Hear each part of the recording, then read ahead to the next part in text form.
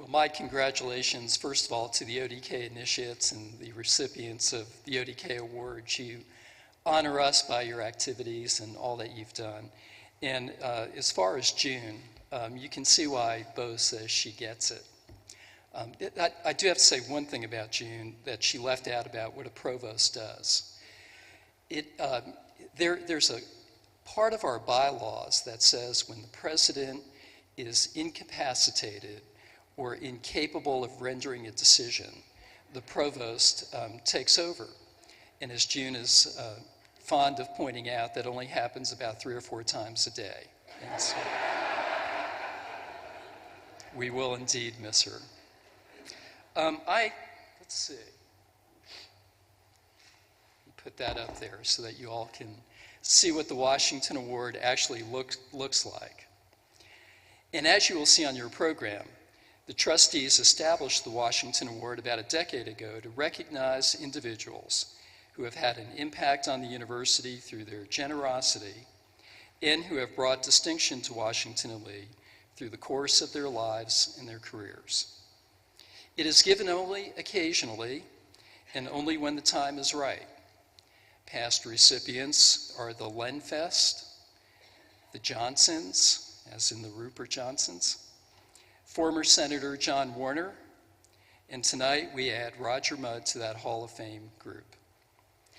His broadcast career got off to a pretty inauspicious start.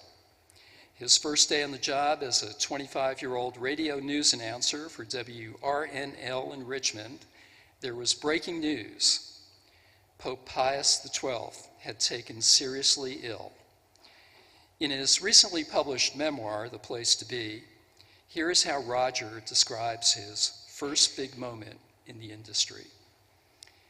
Everything was moving along reasonably well until I hit an item from Rome about the declining health of Pope Pius XII and the Swiss doctors who had been called in. To my horror, I heard myself saying, "The condition of Pipe Poes has grown steadily worse, and they have summoned to the Vatican bedside the pipes doctor and 2 Swiss specialists." And he continues, "I burst into laughter and lunged for the cough box, the little gizmo on my desk designed to kill the microphone for a cough or throat clearing. Of course, I'd never used the box before. Hitting what I thought was the cutoff switch, I kept laughing. What the audience heard for the next few minutes, however, were brief bursts of insane laughter, followed by 10 and 15 seconds of dead air. I had hit the wrong switch, and not until a frantic engineer took the controls away from me did the news at noon get back on track. Things got a little bit better after that, not for the Pope, unfortunately, but for Roger. CBS, NBC, PBS, the History Channel, numerous awards, including the prestigious Peabody Award, the coverage of Watergate and Pentagon, and the Reagan presidency, the famous interview with Senator Ted Kennedy, when Roger floated the softball question, "So why do you want to be president?" And several minutes and several incoherent paragraphs later, the senator had sunk his chances. Roger has covered history and has been a part of it, and throughout it all, he earned a reputation for the highest standards of professionalism and integrity. And over the years, he has never forgotten his alma mater. We now have his treasured collection of first edition books by 20th century Southern writers. The Journalism and Mass Communications Department has the tapes of his broadcast.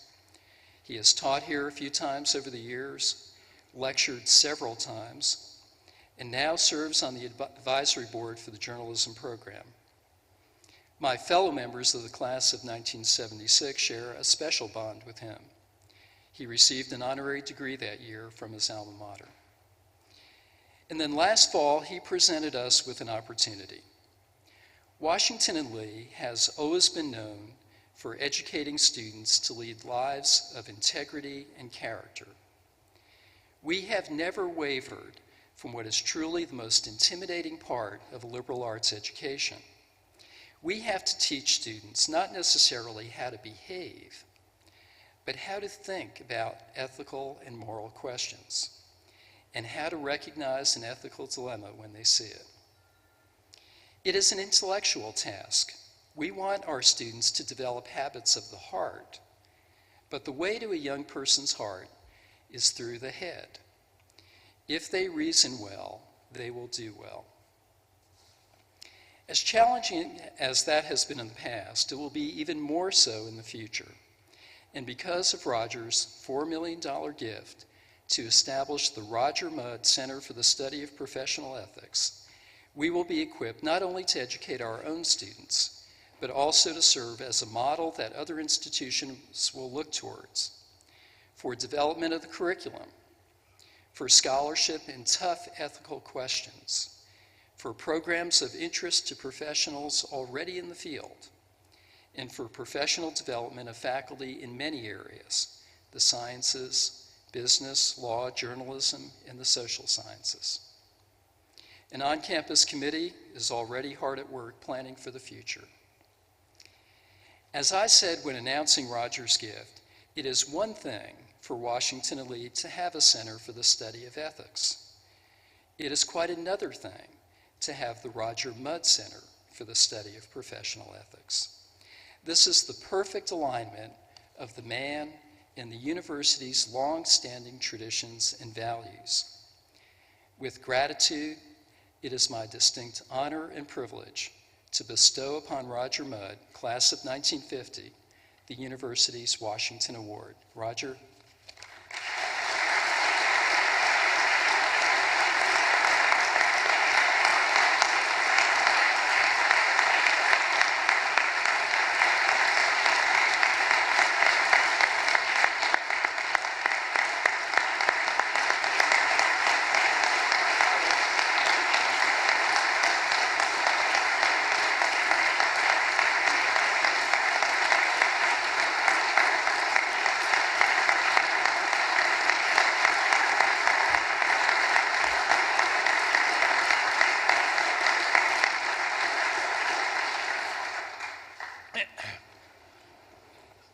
When I called Ken Ruscio last year, I said, I need an appointment with you. I had been thinking that maybe I would come down and talk to him to make a small $4,000 or $5,000 gift to get started on building an ethical center. So when I came down here for the appointment and went into his office in Washington Hall, it wasn't just Ruscio sitting there. It was, in addition to Ruscio, the provost,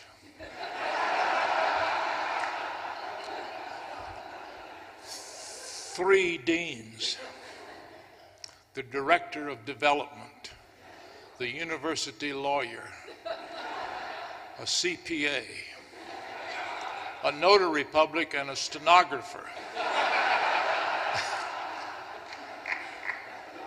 And as I sat down, they all closed their chairs up around me in a very tight circle.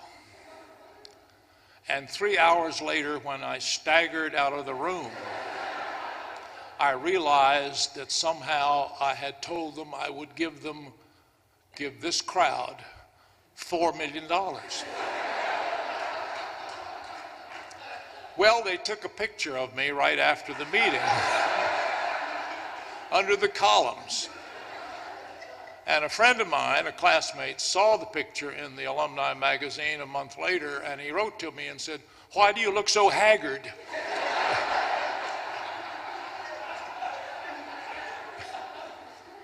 Well, I must say I am proud to be haggard for my alma mater, because its imprint on me is indelible.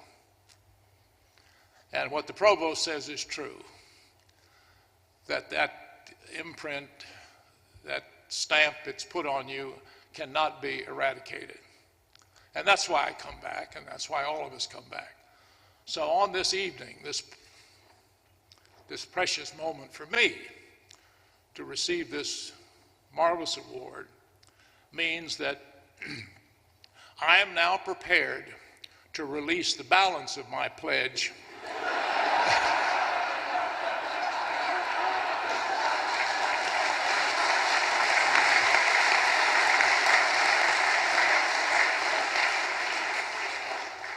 now that I've heard what Ruscio said about me. So thank you very much.